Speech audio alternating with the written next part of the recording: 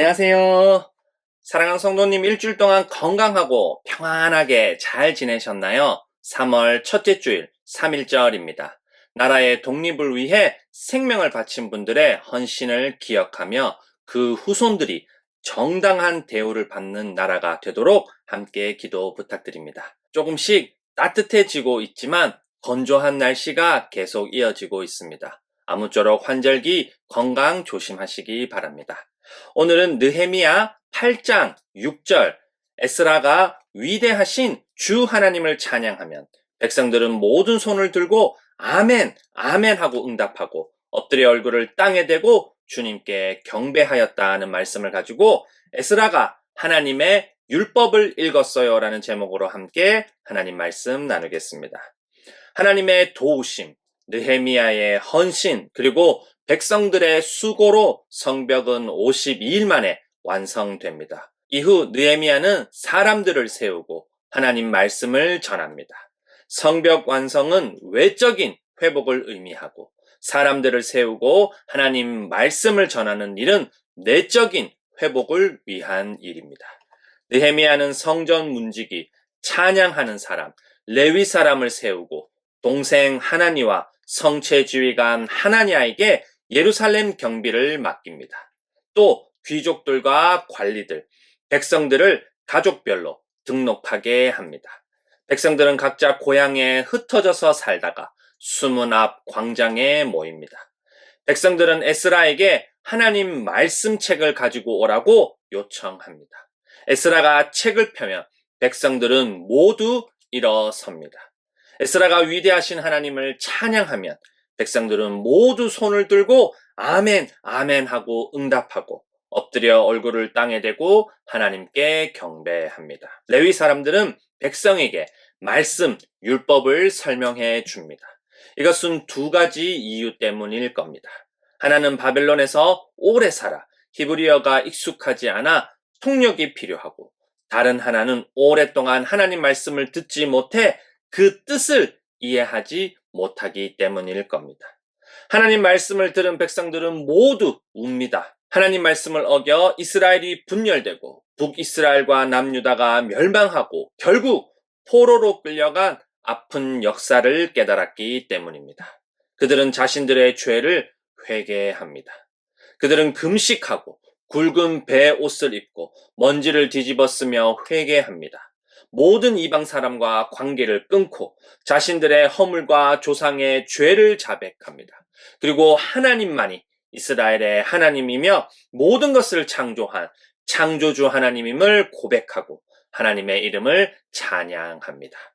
그들은 아브라함부터 출이집트, 광야 40년 생활, 가나안 정착, 다윗과 솔로몬 시대, 이스라엘의 분열과 멸망, 그리고 70년 포로 생활까지의 역사를 돌아보며 그 모든 역사 속에서 하나님께서 보여주신 놀라운 일들을 잊었다고 고백합니다. 그리고 그 모든 비극이 하나님을 버리고 하나님 말씀, 율법을 어긴 결과라는 사실을 인정하고 다시 하나님과 언약을 세웁니다. 그 언약을 글로 기억하고 지도자들과 제사장들이 서명하며 하나님을 예배하고 하나님 말씀을 지키기로 결단합니다. 이후 지도자들은 예루살렘에 자리 잡습니다. 당시 예루살렘 성읍은 크고 넓지만 인구가 적고 제대로 지은 집도 얼마 없습니다. 그래서 백성 중 10분의 1은 제비 뽑아 예루살렘에 살게 하고 자원에서 들어가는 사람은 축복하며 격려합니다. 성경은 그들의 이름을 기록합니다. 이렇게 하나님의 도우심과 느헤미야의 헌신, 백성들의 수고로 성벽뿐만 아니라 유다 공동체도 회복되고 백성들은 하나님 말씀을 지키며 살아가려고 합니다. 그러나 안타깝게도 느헤미야가 페르시아 왕을 만나러 잠시 자리를 비운 사이 이스라엘은 다시 타락하고 맙니다. 첫 번째 문제는 성전을 제대로 돌보지 않습니다. 대제사장 엘리야십은 성벽 재건을 방해한 암몬 사람 도비아에게 성전 뜰 안에 큰 방을 만드는 악한 일을 행합니다. 이 방은 원래 제사장들과 레위인들이 사용하는 물품들을 보관하는 곳입니다. 또 암몬 사람은 하나님 율법에 따라 하나님 총회에 들어올 수 없는 민족입니다.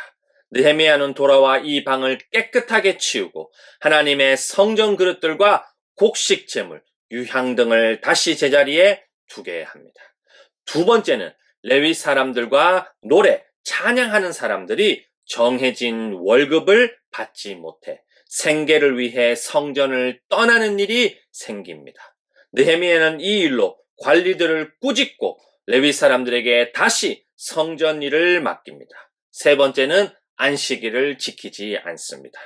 백성들은 안식일에도 술틀을 밟고 곡식을 나귀에 실어 나르고 물고기와 물건들을 사고 팝니다. 느헤미야는 귀족들을 꾸짖고 안식일 전날 해가 지면 성문을 닫고 안식일이 끝날 때까지 열지 못하게 합니다. 또 장사꾼들이 성문 밖에 머무는 것도 막습니다. 네 번째는 이방 사람들과의 결혼 문제입니다. 암몬, 모압, 아스돗 여자들과 결혼한 유다 사람들 자녀 절반이 유다 말을 하지 못합니다. 하나님 말씀을 읽고 이해할 수 없다는 뜻이기도 합니다. 느헤미야는 그 아버지들을 나무라고 저주받을 것이라고 야단치고 때리기도 하고 머리털을 뽑기도 합니다. 이방 사람과의 결혼이 바로 이스라엘의 멸망을 불러온 원인이기 때문입니다. 마지막 문제는 제사장과 레위인의 타락입니다. 대제사장 엘리야십의 손자 요야다의 아들 중 하나가 성벽 재건을 방해한 산발랏의 사위가 됩니다.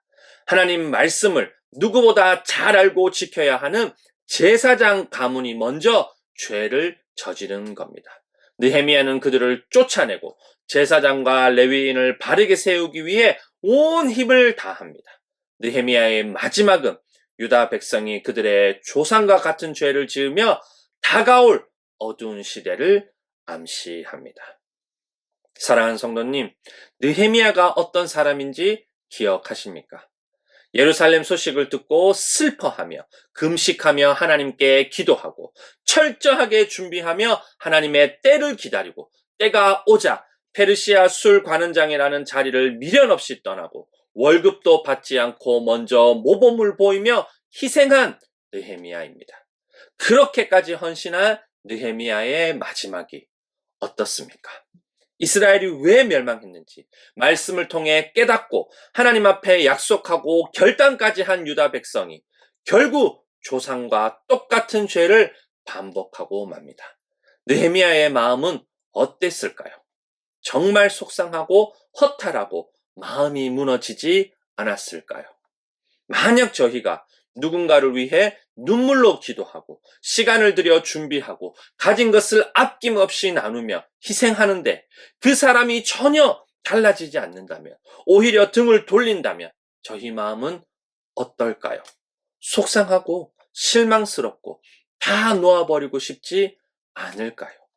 그렇다면 예수님의 마음은 어떻겠습니까? 하나님 보시기에 참 좋았던 세상이 저희 죄로 무너져 가는 것을 볼 때 그분의 마음은 얼마나 아팠을까요? 무너진 세상을 다시 회복하고 세우기 위해 예수님이 이 땅에 사람의 모습으로 오시지만 전혀 받아들이지 않을 때 어떤 마음이었을까요? 오히려 예수님을 비웃고 조롱하고 모욕하고 채찍질하고 침뱉고 십자가에 못 박아 죽일 때 어떤 마음이 들었을까요?